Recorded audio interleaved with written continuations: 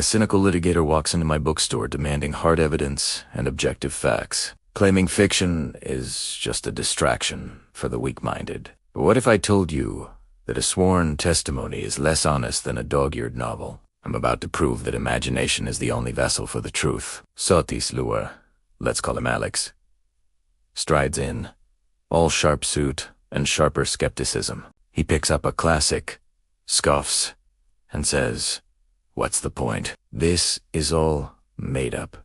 Give me a biography, a court transcript, something real." Ehust smiled. You see, Alex operates in a world of black and white, of precedents and statutes. His job is to construct a narrative from facts, a single, defensible version of reality. And he's good at it.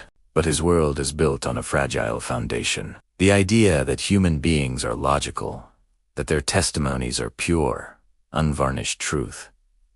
But we know better, don't we?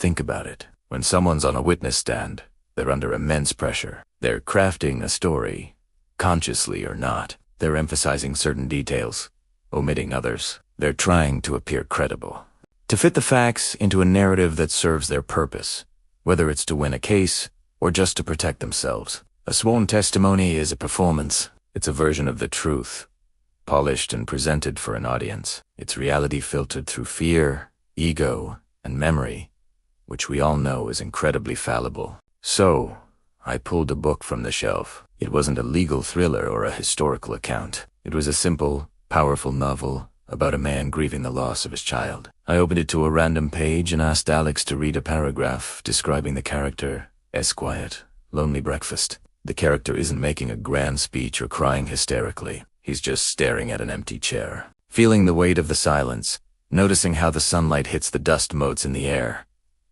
A sight that used to bring him simple joy and now just feels hollow. Alex read it, his expression unreadable at first. "It's descriptive," he said, trying to maintain his professional distance. But I could see a flicker of something else in his eyes. I told him no witness could ever articulate that feeling on the stand. They couldn't put that profound, suffocating emptiness into objective words. They'd say I was sad or I missed him, but they couldn't convey the texture of that grief, the way it changes, the very air you breathe. That's the magic of fiction. A novelist isn't bound by what a person says they felt. A novelist dives deeper into the messy, contradictory, unspoken truths of the human heart. They can show us the internal monologue, the flash of a memory, the physical ache of an emotion. They use imagination not to escape reality, but to drill down to its core. A fictional character's grief can feel more real, more true than any documented account because it mirrors the universal human condition.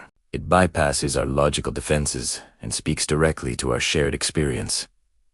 Alex was quiet for a long time. He looked from the book to me, his rigid posture softening just a bit. He argued that it's still just one author's interpretation, and he's right.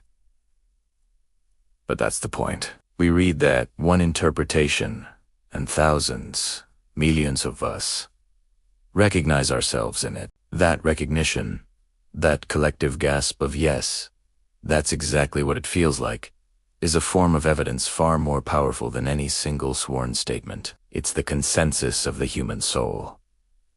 Fiction isn't a distraction from the truth. It's a different kind of truth. It's the truth of what it feels like to be alive. While a court transcript gives you the what, a good novel gives you the why and the how it felt. It shows us that the most profound realities of our lives, loss, joy, fear, can't be quantified or proven with objective evidence. They can only be understood through empathy, and imagination is the engine of empathy. In the end, Alex didn't buy the book I showed him. Not that day. Anyway, Botasa left. He paused at the door and looked back at the fiction section, not with cynicism, but with a newfound curiosity. And that, right there, is the beginning of understanding. The truth isn't always in the facts. Sometimes, the deepest, most honest truths are found in the stories we tell ourselves. Thanks so much for watching. If you believe in the power of stories, hit that like button and subscribe for more. See you next time.